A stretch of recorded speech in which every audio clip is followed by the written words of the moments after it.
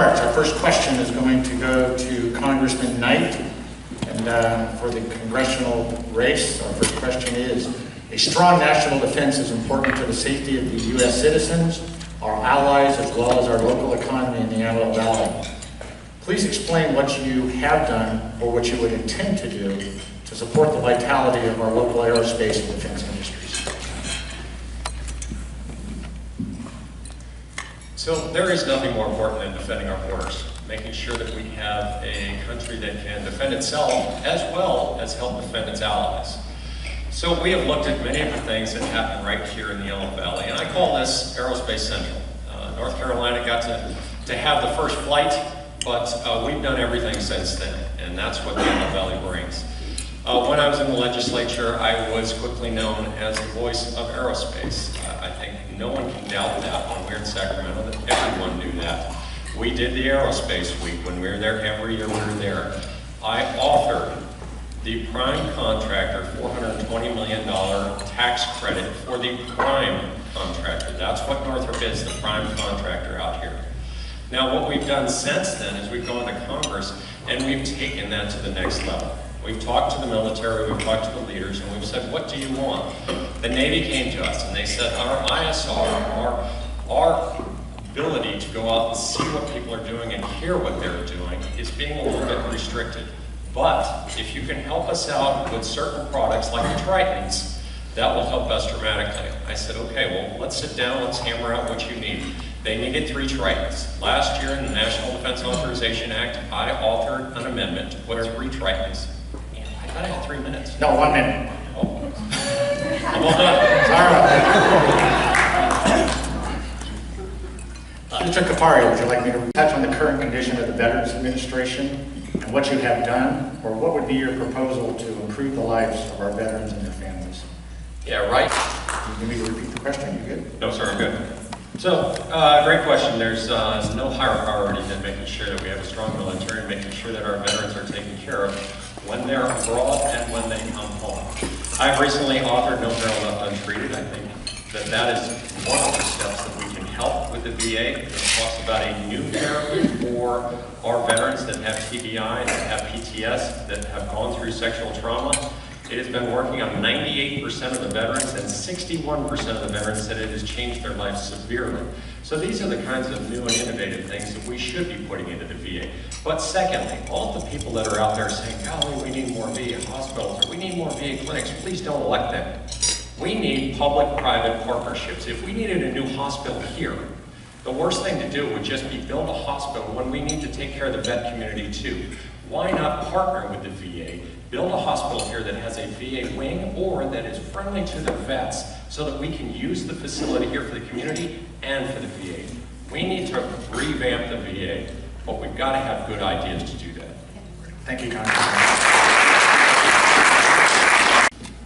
Next question to our congressional candidates.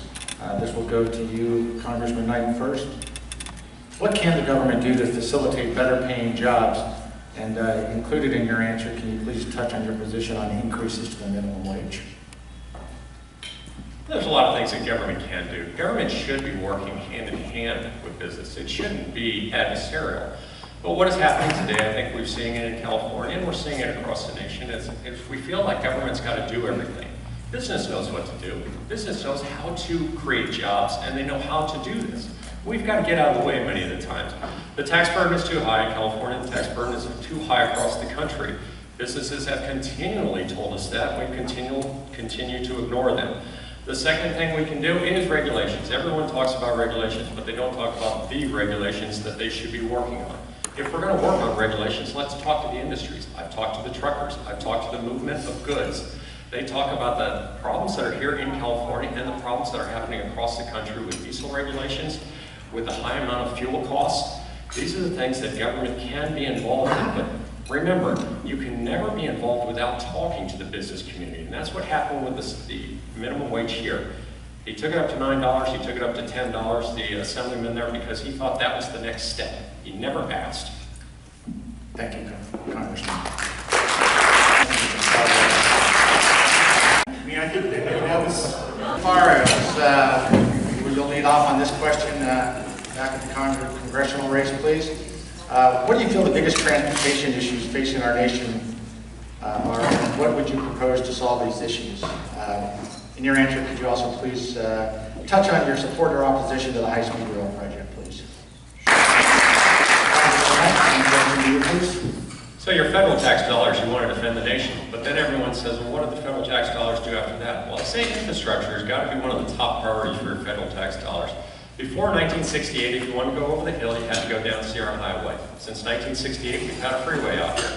You can all remember in 1994 when the freeway dropped. And our commute, because I was commuting for 17 years as an LAPD cop, changed dramatically for 90 days. We put an emphasis on rebuilding that highway, and we even told the contractor, every day you're ahead of schedule, we're going to give you $30,000. He was 91 days ahead of schedule. That was a good incentive. But here's the big deal.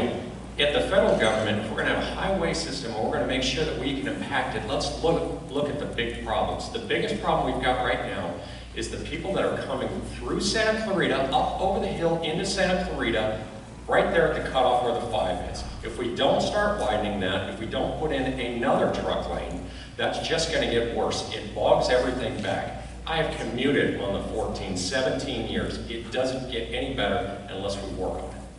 Thank you. National Environmental Policy Act has imposed expensive regulations on small business to address global warming. Please address what you would do to assist small businesses on this issue. So if you talk to other states and they have to go through the requirements of NEPA, they ask us, what do you have to do? Do you have to go through NEPA? And I say, no, we have to go through CEQA. CEQA was a bill that was written in 1971 to protect the environment against production or new houses and new things that were going to be built without any regard to the environment. Since then, it has been bastardized over the years, just as NEPA has. It has been used as a tool, and attorneys and slick people use this tool to either stop a project or get a connection to an activist group, and then use that to delay the project. We've seen it with many projects out here. We even saw it with the high-speed train. There was 148 objections to the high-speed train from the very group that was supporting the high-speed train before we started building it.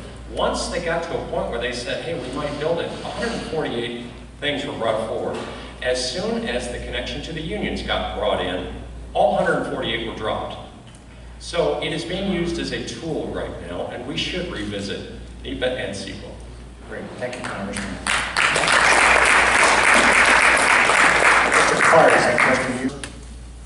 What specifically would you propose to do, whether it be legislative, what projects or programs, that would help the economy in the Antelope Valley other than aerospace and defense industries? Congressman Mike, same question to you, please. There's a whole lot of things you can do. You can't answer it in 1 minute, but I'll give you a news flash. We do have a 4-year university here in the Antelope Valley. Thank goodness for innovative people. Thank goodness for the University of the Antelope Valley. So, what we have done is we've reached out to the University of Antelope Valley, we've reached out to the community college, and we've said, hey, look, we want to try and build curriculums for jobs that actually happen here.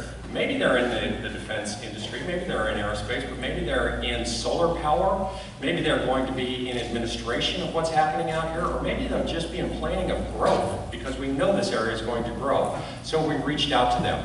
What we've also done is reached out to companies. We reached out to Microsoft, and they said, we have a program called TEALS. I said, boy, this is great. This brings computer science into our classrooms. Let's work on that. I was the second senator in California to bring TEALS to a community. We brought it to 10 classrooms, including 1 AP class. 5 schools still have a TEALS program there. These are the types of things you can do when you reach out to the community, you reach out to innovative people, and you talk to them about what's happening.